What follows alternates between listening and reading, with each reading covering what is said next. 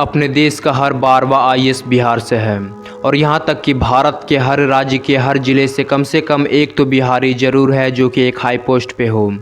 बिहार में colleges, libraries, labs, teachers की भारी कमी है। बिहार में 20 से कम मेडिकल और इंजीनियरिंग कॉलेज है। बिहार के केवल 15% लोग ही हाई स्कूल तक पहुँच पाते हैं, जिस कारण 70% आबादी इलिटरेट है।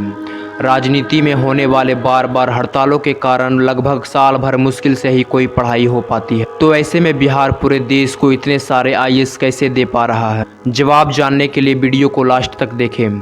जय हिंद दोस्तों, मैं शरत और आप देख रहे हैं यूट्यूब चैनल HSB। तो आज का टॉपिक है why Bihar has so many IAS. UPSC यानी यूनियन पब्लिक सर्विस कमीशन, जो कि दुनिया की तीसरी और भारत की फर्स्ट टफेस्ट एग्ज़ाम है।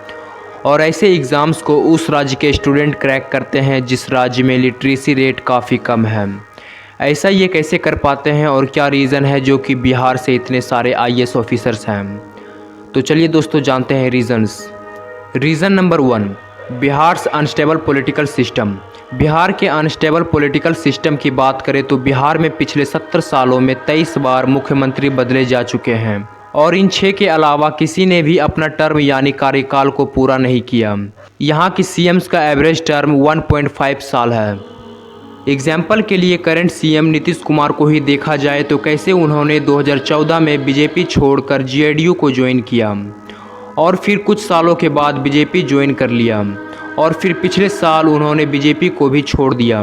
और ये अनस्टेबिलिटी तो बिहार के प्रॉब्लम्स की बस एक ब्रांच है। Reason number 2, mindset of parents. हमारे पेरेंट्स के माइंडसेट को देखें तो इन सभी का माइंडसेट 70-80 के दशक में ही अटका हुआ है, जहाँ पे उन्हें लगता है कि देश में सिर्फ एग्रीकल्चर वाला काम है या फिर छोटे मोटे प्राइवेट जॉब्स है जो कब चली जाए उसकी कोई गारंटी नहीं। तो ऐसे में सरकारी जॉब को बिहारी पेरेंट्स सिक्योर मानते हैं। लेकिन 1991 के बाद लिबरलाइजेशन के बाद देश काफ़ी बदली, लेकिन बिहार वहीं का वहीं था। 1991 के 10 साल बाद भी 70% से ज़्यादा पॉपुलेशन रूरल एरिया में रह रही थी और एग्रीकल्चर पर डिपेंड थी, यानी सर्विस सेक्टर रूरल एरिया में ना के बराबर था और एग्रीकल्चर भी बिहार में कुछ अच्छा कर नहीं रही थी, क्योंकि बिहार में स्मॉल लैंड होल्डिंग वाला सिस्टम था जिससे small cost and small output था, जिस कारण ज़्यादातर फैमिलीज लॉस में चल रही थी। और जो एग्रीकल्चर इंडस्ट्रीज़ थी जैसे शुगर मिल्स, वो भी बंद हो गए थे करप्शन और पॉलिटिक्स के वजह से, जिस कारण जो चीनी 40% बिहार से आता था वही घटकर अब सिर्फ 4% रह गई है। और बिहार में इंडस्ट्रीज़ की भी काफ़ी कमी है, क्योंकि 2000 में जब झारखंड बिहार से अलग हुआ तो ज़्यादातर इंडस्ट्रीज़ झारखंड में चला गया।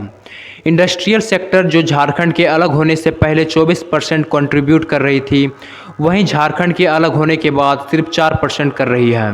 अब आप एक ऐसे राज्य में हो जहां सर्विस सेक्टर लिमिटेड है, एग्रीकल्चर सेक्टर इतना प्रॉफिटेबल नहीं है और इंडस्ट्रियल सेक्टर जो सफ़र कर रही है। ऐसे में कोई भी पेरेंट्स अपने बच्चे के लिए एक सिक्योर करियर चाहते हैं, इसलिए यहाँ के यूथ गवर्नमेंट जॉब को ज़्यादा सिक्योर मानते हैं। Reason number 3, inspiration. दोस्तों, आपके समाज में जिस प्रकार के लोग रहेंगे बच्चे उन्हीं लोगों से इंस्पायर होंगे। जैसे यदि कोई बच्चा गुजरात में बड़ा हुआ हो तो वहाँ के बिजनेसमैन को देखकर उसे भी बिजनेसमैन बनने की इच्छा होगी, चाहे उसके पास बिजनेस नॉलेज हो या ना हो। ठीक इसी प्रकार बिहार में बच्चे चारों तरफ देखते हैं कि एक आईएएस ऑफिसर ही है जिसे इतना इज्जत और सम्मान दिया जा रहा है, इसलिए कहीं ना कहीं उसके मन में भी एक आईएएस ऑफिसर बनने की लालसा आती है। और यदि आप 10th और 12th के टॉपर्स के इंटरव्यू देखें तो ये सब आईएएस बनना चाहते हैं। Reason number 4, hunger for power. जैसा कि आपको पता ही होगा कि 1980 और 1990 के दशक में सरकार को जंगल राज कहा जाता था और ये बात बिहार के हाई कोर्ट ने कहा है। पूरी जनरेशन ऐसे नेता को देखकर बड़ी हुई है जिसे बाहुबली नेता कहा जाता हो, यानी क्रिमिनल बैकग्राउंड के नेता को। चारों ओर किडनैपिंग, मर्डर और लूट जैसे अपराध देखे जा रहे थे और करप्शन चरम सीमा पर थी। और उस वक्त के जो जनरेशन थे उन्हें लगा इस चीज़ को हमें बदलना चाहिए, जिसके लिए हमें पावर की ज़रूरत है। ये पावर आईएएस बनने पे ही मिलेगी और यही सब कारण है जो बिहार के लोग एक गवर्नमेंट जॉब चाहते हैं और ना कि सिर्फ गवर्नमेंट जॉब बल्कि एक टॉप पोजीशन चाहते हैं।